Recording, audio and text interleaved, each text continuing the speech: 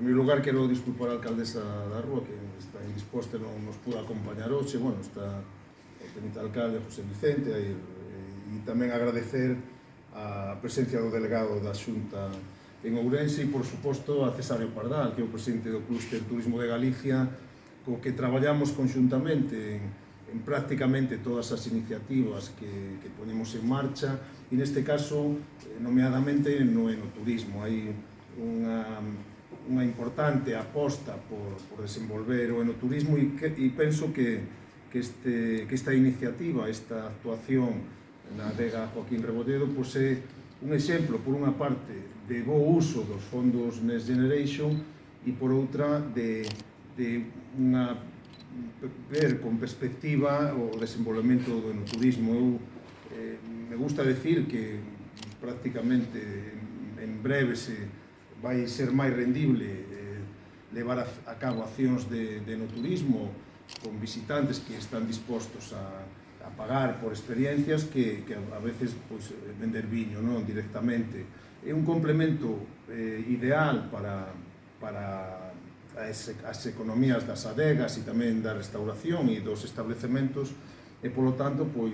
desde a Xunta de Galicia, desde a Axencia de Turismo de Galicia, a través dos fondos Next Generation, dedicamos unha liña especial ao enoturismo.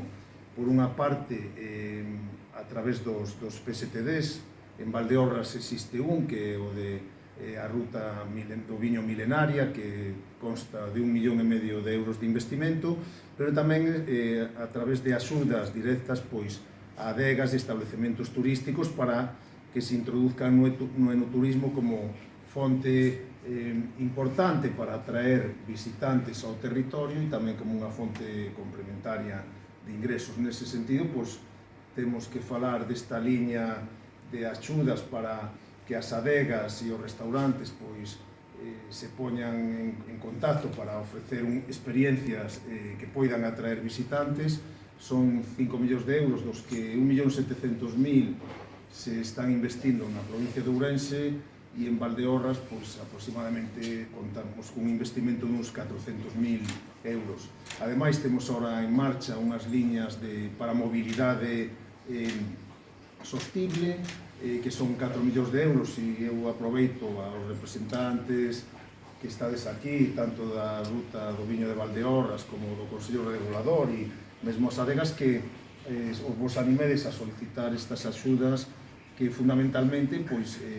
están relacionadas con esa mobilidade sostible, que poden ser bicicletas, transporte eléctrico,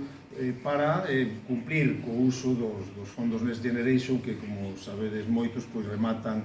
en xuño do 2026. Estamos nunha comarca vitivinícola moi importante, con unha proxección extraordinaria. Os seus caldos, nomeadamente o Godello, está no top 10 dos viños blancos do mundo, diríamos agora, e esta iniciativa seguro que nos vai servir para que atraer cada vez máis visitantes que cada vez gastan máis. Temos datos do ano 2024 que nos dicen que polo menos casi o 2% dos visitantes nacionais que fixeron unha viaxe tivo relación ca gastronomía e o enoturismo, e que se a media foi no ano 2024 de gasto de 54 euros, os que visitaron con esta motivación superaron os 100 euros. Desde logo que é un mercado que hai que traballar, e neste caso en Valdeorras, en toda a provincia de Ourense,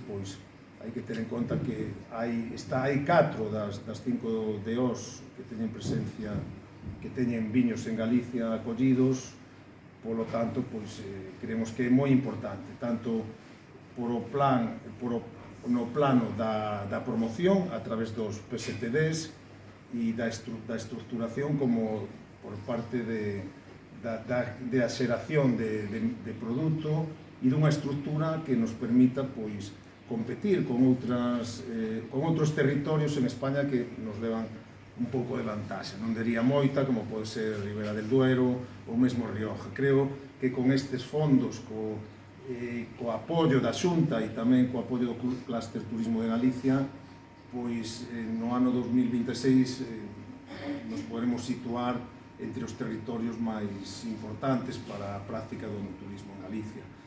Tamén me